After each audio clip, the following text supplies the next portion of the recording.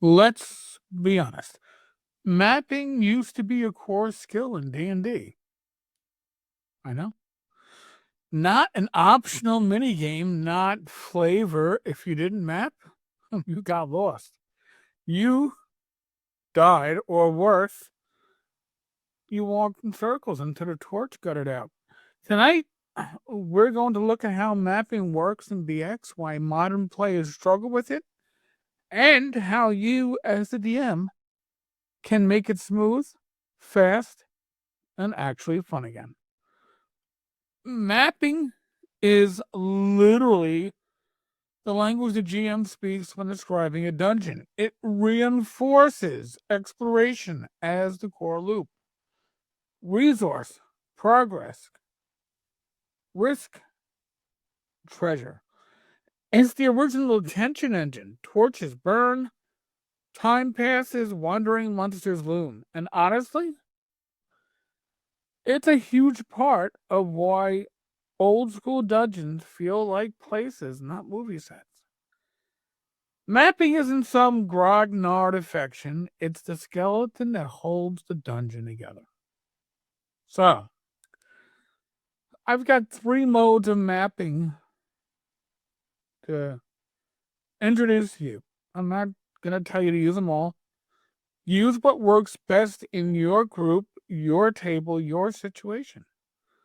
Mode 1, player mapping, and this is the classic. The party maps while you, the DM, give verbal descriptions. And it's perfect when you want high tension, when getting lost matters.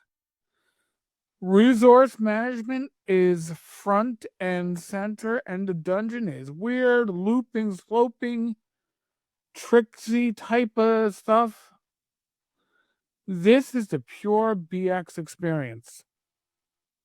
You can't get any more old school. Then you have sketch mapping. And this is pretty much what I use when I am running games at conventions. You want to go quick, you want to go dirty. You, the DM, draw broad strokes for them. Major halls, stairs, junctions, and you would use this in general for casual beer and pretzels night, convention play.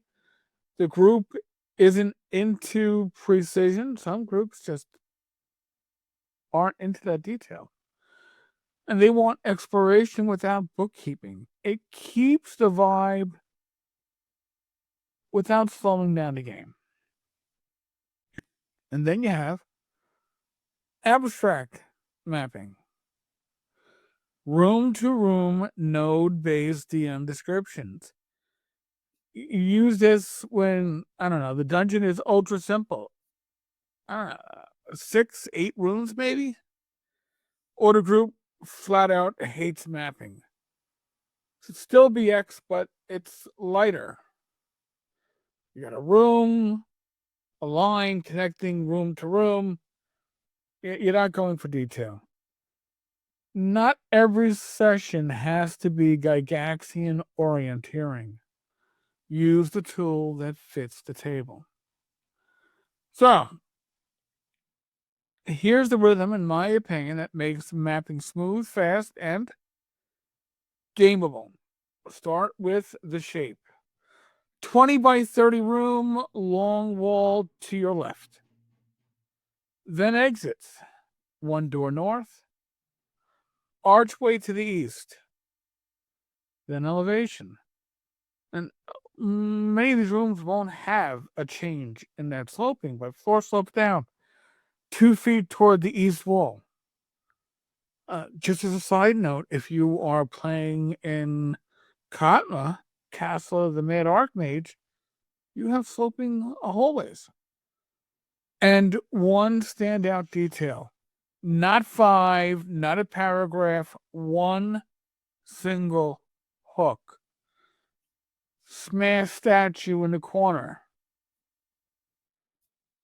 A puddle or pool to the side. Scratches in the wall. Something that the players see it, then they can ask for more detail. What else is there? Don't overwhelm them. This keeps exploration tight and focused on choices instead of scenery. And mapping isn't just drawing lines. It's the engine that paces exploration. And we've discussed this. Every 10 minutes is one turn.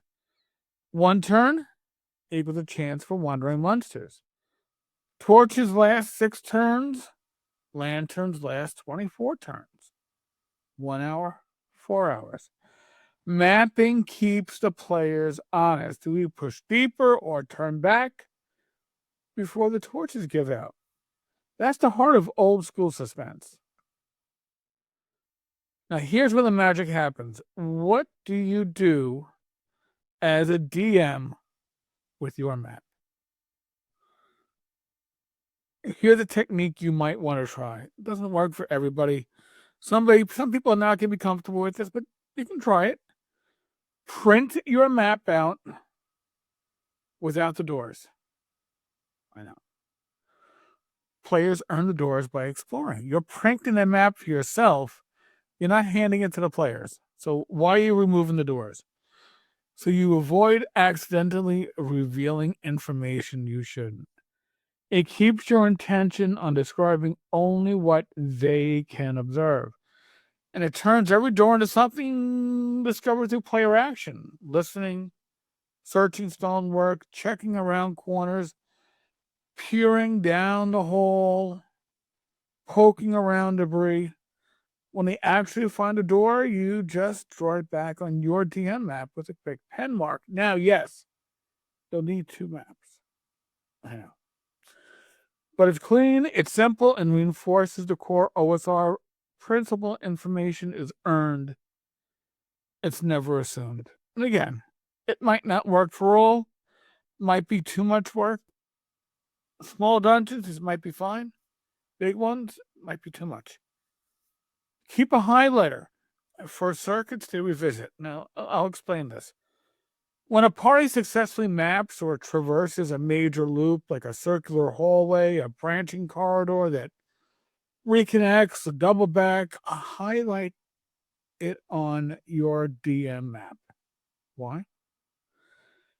It shows you territory that is safe territory where they've already been. Makes summarizing travel easy. Oh, you're back at the fountain. You know this area well. It helps you track the dungeon's traffic patterns, which matters for wandering monsters and noise. And it reinforces spatial awareness without slowing the game. Think of it as your navigation HUD, your GPS. Circle nav points like fountains, statues, and pits. And again, this is on your DM map. Nav points are landmarks, physical anchors that help players orient themselves. Examples might be a cracked pillar, a pit trap that they avoided, what they're going to mark, a weird shrine, a massive fungus cluster, distinctive wall carvings, a rusted portcullis. By circling on your DM map, you can reorient confused players immediately. Oh, this is where you were. You always know which anchor point to mention.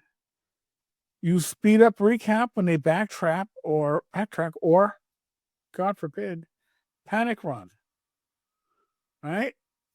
You pass that fountain that you just saw an hour ago. They have some vague idea where they are. You gain fast improvisational tools when things go sideways. I'm an improv DM. I love tools like that. These circles are your memory boosters, keeping the dungeon alive and logical without a huge mental strain. Remember, you're running a game, you're not running an art class. Your behind the screen tools should be minimal, fast, readable, functional. Maybe you have a system that works better than what I've been mentioning.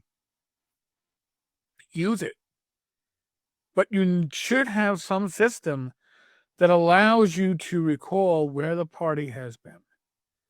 Your players do the mapping. You just keep a clean dashboard so you can run the dungeon like you are a veteran ref. And of course, in BX, getting lost is very real. So when they lose track, or they rush, or they panic run, roll d6. They don't need to know. Don't show it to them. On a 1 to 2, they confidently go the wrong way. They think they know where they're going, they made a wrong turn.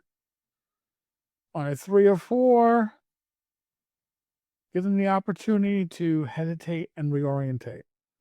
If they stop for 3, 4, 5 seconds, they realize which way to go. 5 to a 6, they're fine. Maybe if they've been doing very accurate mapping, if they've been marking hallways as they've been going by, putting a little scratch or a chalk mark, you can add 1 to the dice roll. Why not? That encourages your players to take that extra step in preparation. 3 guidelines. Reward good mapping. Secret doors found, ambushes avoided. These loops exploited. Punish sloppy mapping. Wrong turns, wasted torches, wandering monsters, and treat the map like a puzzle. You can have slopes. Again, Katma has slopes. You can have a teleport. Don't abuse it. Don't abuse it. This isn't, I don't know, Bard's Tale back in the old computer game days where there were teleports all over the place. 1 teleport every couple of dungeons is more than enough. You can have your loops, but no cheap gotchas. You're not looking to screw the PCs. Mapping is a tension machine that makes BX shine. When your players start arguing about corridor angles, sloping passageways, congrats. You're running real old school D&D. Members, drop your mapping war stories in the comments, the good, the bad, and wait, how did we get back to the goblin train? Put them in the comments below. And let me know for next week. Do you want a deep dive cover designing BX style dungeons? Say the word in the comments below, or I will find something else for you all. Catch you later, and hope you had a good holiday weekend. God bless.